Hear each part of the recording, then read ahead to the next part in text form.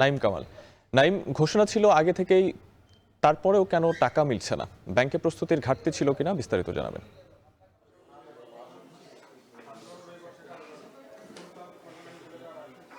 জি, আমি এখন দাঁড়িয়ে আছি রাজধানীর দিলকুশায়, যে সোশ্যাল ইসলামী ব্যাংকের যে প্রিন্সিপাল শাখা সেখানে। এখানে এসে সকাল থেকে যেমনটি দেখেছি, এখন পর্যন্ত আসলে কোনো আমানতকারী এখান থেকে টাকা তুলতে পারেননি। ব্যাংক কর্মকর্তারা যেমনটি জানিয়েছেন, তাদের যে প্রধান কার্যালয় সেখান থেকে এখন পর্যন্ত পুরোপুরি ছাড়পত্র না আসায় তারা এখন পর্যন্ত টাকা দিতে পারছেন না, এবং তারা বলছেন আমানতকারীরা যেন কোনো ধরনের হয়রানির শিকার না হয়, সেই জন্য কিন্তু তারা সকল কার্যক্রম গুছিয়ে এনে তারপরে কিন্তু তারা আমানতকারীদের অর্থ উত্তোলনের যে সুযোগ সেটি দেবেন। এর আগে আমরা ফার্স্ট সিকিউরিটি ইসলামী ব্যাংকের প্রিন্সিপাল শাখায় গিয়েছিলাম, সেখানে দেখেছিলাম যে গ্রাহকরা টাকা তুলছেন, তবে অধিকাংশ গ্রাহকই অভিযোগ করেছেন 1 লাখ টাকার বেশি তুলতে পারছেন না, এবং প্রত্যেকের কিন্তু সকল কাগজপত্র দেখে তারপরে কিন্তু টাকা উত্তোলনের সুযোগ দেওয়া হচ্ছে। এই জন্য সময় নেওয়া হচ্ছে 30 থেকে 35 মিনিট পর্যন্ত, যেটি সোশ্যাল ইসলাম ব্যাংক বলছে এই সময়টি কমিয়ে আনার জন্যই কিন্তু তারা সকল কিছু গুছিয়ে এনে তারপর কিন্তু তারা অর্থ উত্তোলনের সুযোগটি স্বাভাবিক করবেন।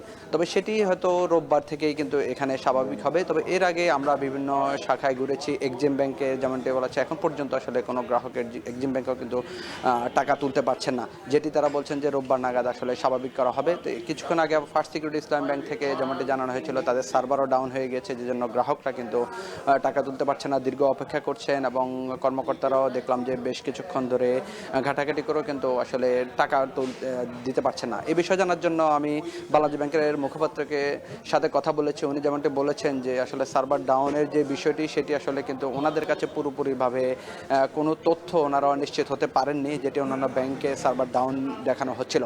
তবে এখানে যেমনটি হয়েছে, তারা বলছেন যে তাদের যত ধরনের জটিলতা হতে পারে কিংবা গ্রাহকের যে আধা ঘন্টা 1 ঘন্টা ধরে সময় ক্ষেপণ হচ্ছে সেটি যেন না হয়, সেজন্য তারা কিন্তু সকল কার্যক্রম প্রায় সম্পন্ন হয়ে গিয়েছে। প্রধান কার্যালয় থেকেও জানানো হয়েছে, এখন সেখান থেকে চেক ইস্যু করে আসলেই কিন্তু তারা এখানে টাকাটি দিতে পারবেন, হয়তো 4টার আগে তারা সেই টাকাটি উত্তোলনের সুযোগ দিতে পারেন। তো এই ছিল আমার কাছে রাজধানীর দিলকুশার সোশ্যাল ইসলাম ব্যাংকের প্রিন্সিপাল শাখা থেকে সর্বশেষ তথ্য।